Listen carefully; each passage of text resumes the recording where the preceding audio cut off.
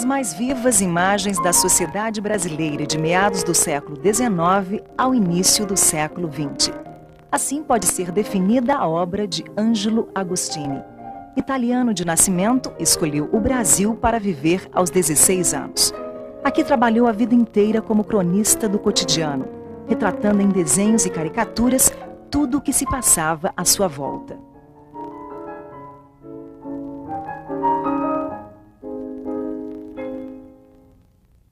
O Angelo Agostini foi o principal jornalista do Segundo Império e do início da República.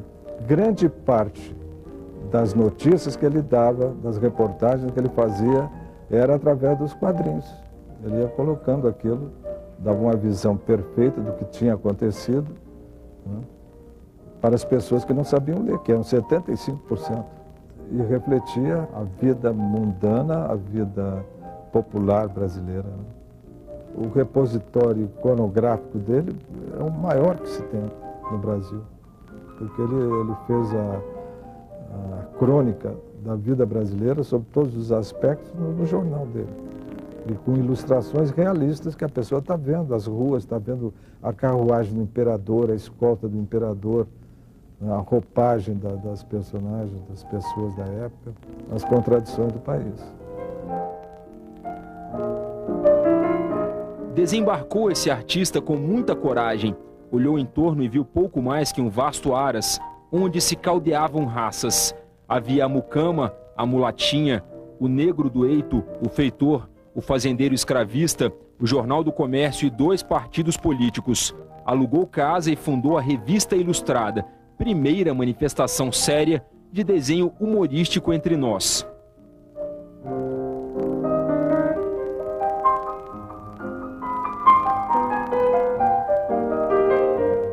Saúde pública, higiene, estado das ruas, situação do transporte público, todos os ângulos que você olhar, seja no meio urbano, no meio rural, o Agostini dava a sua opinião através de caricatura, principalmente, ou da reportagem dele em quadrinhos. Porque isso dava uma comunicação muito grande, quem podia ler, lia o texto embaixo. E quem não soubesse ler, entendia perfeitamente através da imagem.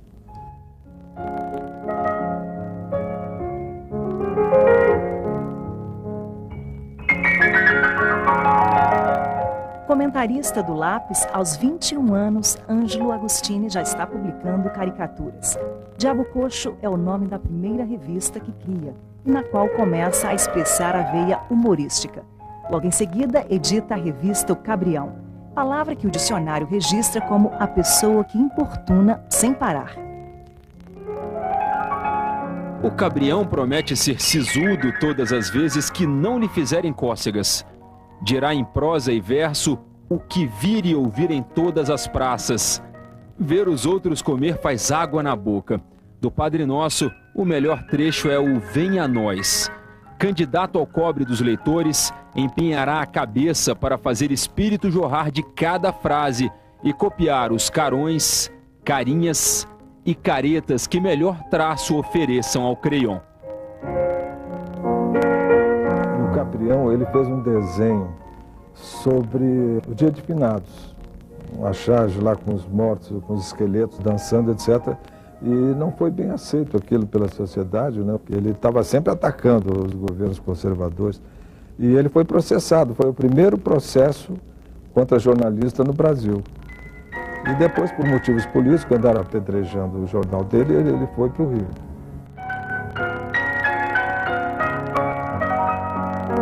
No Rio, Angelo Agostini trabalha no jornal O Arlequim e, em seguida, torna-se diretor de outro jornal, A Vida Fluminense. Em 1875, cria a Revista Ilustrada, onde solta a criatividade com toda a liberdade e não só revela um olhar atento às contradições sociais, como participa ativamente do debate dos problemas brasileiros do seu tempo.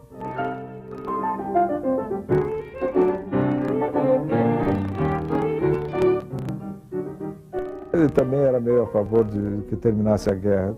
Houve 300 mil mortos de ambas as partes. E ele atacou também essa parte dos voluntários da pátria, as pessoas que eram obrigadas a ir para a guerra. Além de se posicionar contra a Guerra do Paraguai, Ângelo Agostini desafia o poder das elites escravistas e do imperador, usando apenas o traço do seu lápis. Flagrado ora dormindo, ora desabando do trono, o imperador Dom Pedro II vira um personagem cômico constante da sua pregação republicana. Abolicionista convicto, denuncia os horrores do regime econômico com os desenhos das cenas da escravidão.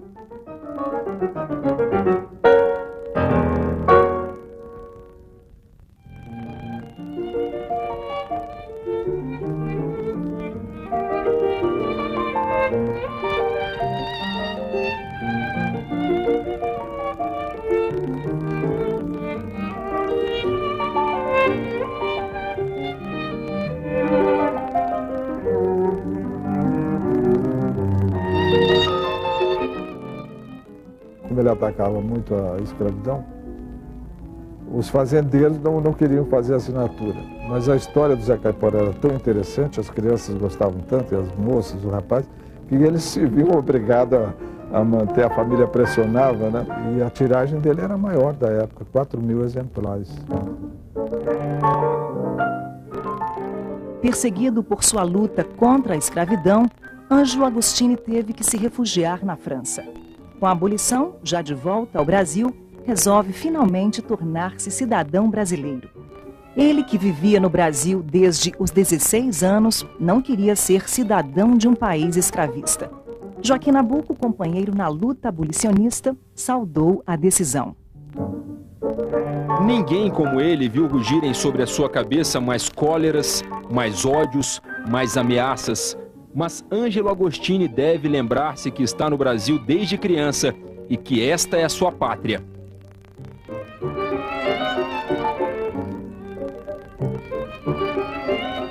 Mais famosa criação de Ângelo Agostini, As Aventuras de Zé Caipora, aparecem em 1883 nas páginas centrais da Revista Ilustrada. Ele tinha essa grande vantagem, né, que ele era o dono da revista, era o editor-chefe e era o principal desenhista. Aí é que ele conseguiu botar o Zé Caipora na página do meio, né, ocupando as duas páginas. Se ele não fosse o dono, talvez ele não tivesse essa possibilidade. Antes disso, ainda em 1869, Ângelo Agostini havia criado o Nhoquim, um caipira rico e ingênuo atrapalhado com a vida urbana. Nhoquim, saído da imaginação fértil do jovem Agostini, é o primeiro anti-herói humorístico brasileiro, uma das primeiras histórias em quadrinhos do mundo. Mas é com Zé Caipora, personagem criado na maturidade, quando o artista já tinha feito 40 anos, que Agostini revela toda a sua genialidade. História fincada nas contradições entre os mitos tradicionais da vida rural e os hábitos urbanos de um Brasil que se modernizava, As Aventuras de Zé Caipora revelam a profunda identificação de Ângelo Agostini com a vida brasileira. É a primeira história em quadrinhos de aventura do mundo, o primeiro herói de aventura, a primeira heroína de aventura. Isso é uma coisa que os brasileiros têm que defender com unhas e dentes, enquanto alguém não publicar um álbum. Só vamos aceitar ser passado para trás quando alguém publicar um álbum semelhante a esse, né? É tão grande o sucesso de público de Zé Caipora que o personagem sobrevive à Revista Ilustrada. A terceira edição de suas aventuras surge na revista Dom Quixote, última publicação dirigida por Agostini.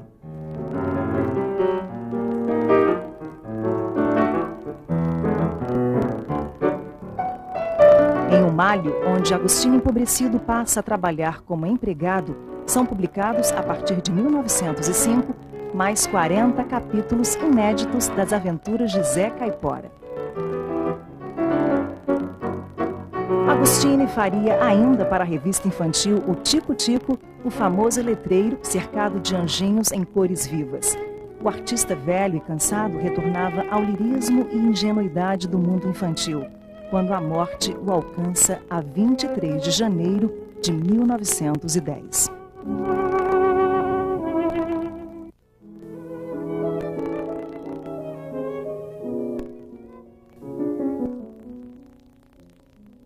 O Senado Federal resgata agora o trabalho de Ângelo Agostini, publicando o álbum com as aventuras de Nhoquim e Zé Caipora.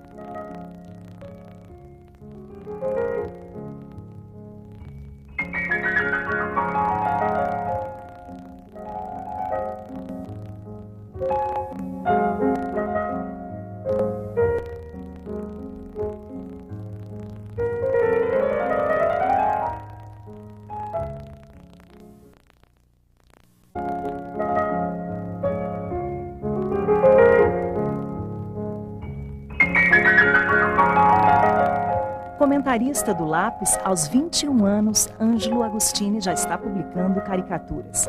Diabo Coxo é o nome da primeira revista que cria, e na qual começa a expressar a veia humorística. Logo em seguida, edita a revista O Cabrião, palavra que o dicionário registra como a pessoa que importuna sem parar. O Cabrião promete ser sisudo todas as vezes que não lhe fizerem cócegas. Dirá em prosa e verso o que vir e ouvir em todas as praças. Ver os outros comer faz água na boca. Do Padre Nosso, o melhor trecho é o Venha a Nós. Candidato ao cobre dos leitores, empenhará a cabeça para fazer espírito jorrar de cada frase e copiar os carões, carinhas e caretas que melhor traço ofereçam ao creiom. No Cabrião, ele fez um desenho sobre o Dia de Finados, uma charge lá com os mortos, com os esqueletos dançando, etc. E não foi bem aceito aquilo pela sociedade, né? Ele estava sempre atacando os governos conservadores. E ele foi processado, foi o primeiro processo contra jornalista no Brasil. E depois, por motivos políticos, andaram apedrejando o jornal dele, ele foi para o Rio.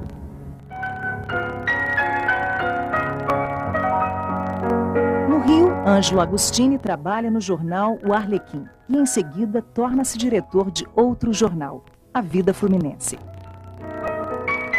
Em 1875, cria a Revista Ilustrada, onde solta a criatividade com toda a liberdade e não só revela um olhar atento às contradições sociais, como participa ativamente do debate dos problemas brasileiros do seu tempo.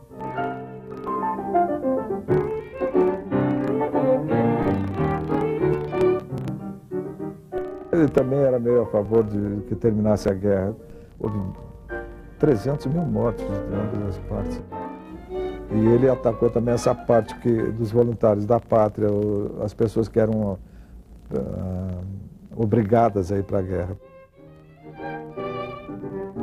Além de se posicionar contra a Guerra do Paraguai, Ângelo Agostini desafia o poder das elites escravistas e do imperador, usando apenas o traço do seu lápis.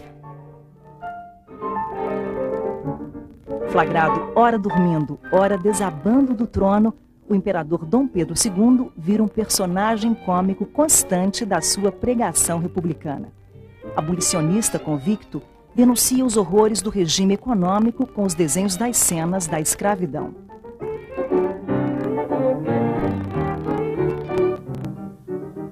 Ele também era meio a favor de que terminasse a guerra. Houve 300 mil mortos de ambas as partes. E ele atacou também essa parte dos voluntários da pátria, as pessoas que eram obrigadas a ir para a guerra. Além de se posicionar contra a Guerra do Paraguai, Ângelo Agostini desafia o poder das elites escravistas e do imperador, usando apenas o traço do seu lápis. Flagrado ora dormindo, ora desabando do trono, o imperador Dom Pedro II vira um personagem cômico constante da sua pregação republicana. Abolicionista convicto, denuncia os horrores do regime econômico com os desenhos das cenas da escravidão.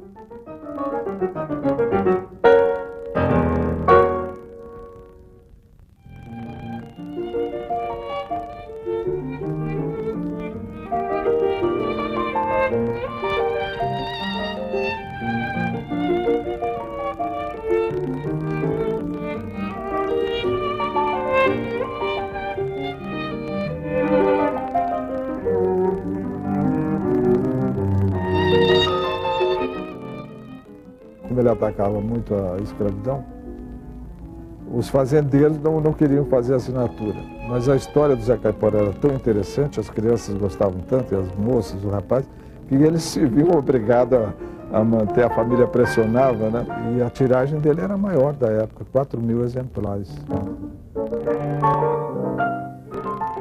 Perseguido por sua luta contra a escravidão, Ângelo Agostini teve que se refugiar na França. Com a abolição, já de volta ao Brasil, resolve finalmente tornar-se cidadão brasileiro. Ele, que vivia no Brasil desde os 16 anos, não queria ser cidadão de um país escravista. Joaquim Nabuco, companheiro na luta abolicionista, saudou a decisão. Ninguém como ele viu rugirem sobre a sua cabeça mais cóleras, mais ódios, mais ameaças. Mas Ângelo Agostini deve lembrar-se que está no Brasil desde criança e que esta é a sua pátria.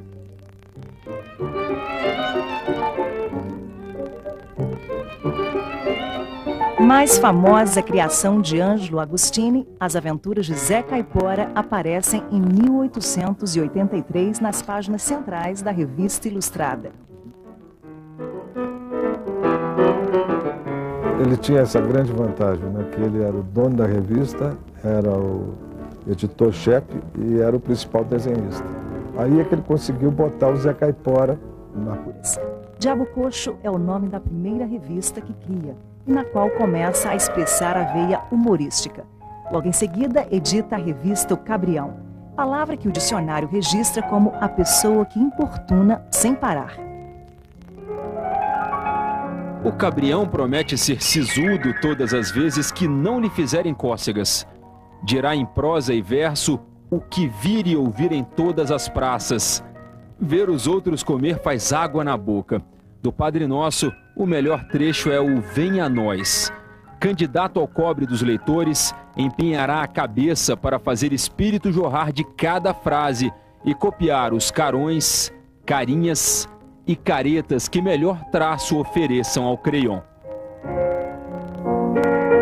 No Cabrião, ele fez um desenho sobre o Dia de Finados. Uma charge lá com os mortos, com os esqueletos dançando, etc. E não foi bem aceito aquilo pela sociedade, né? Ele estava sempre atacando os governos conservadores.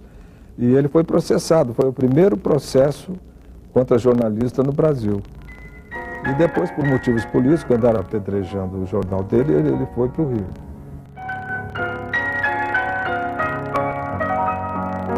No Rio, Ângelo Agostini trabalha no jornal O Arlequim e, em seguida, torna-se diretor de outro jornal, A Vida Fluminense. Em 1875, cria a Revista Ilustrada, onde solta a criatividade com toda a liberdade. E não só revela um olhar atento às contradições sociais, como participa ativamente do debate dos problemas brasileiros do seu tempo.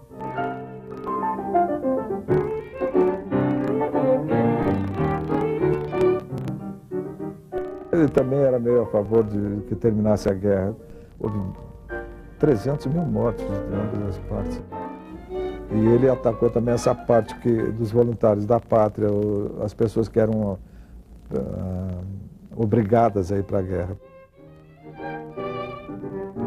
Além de se posicionar contra a Guerra do Paraguai, Ângelo Agostini desafia o poder das elites escravistas e do imperador, usando apenas o traço do seu lápis.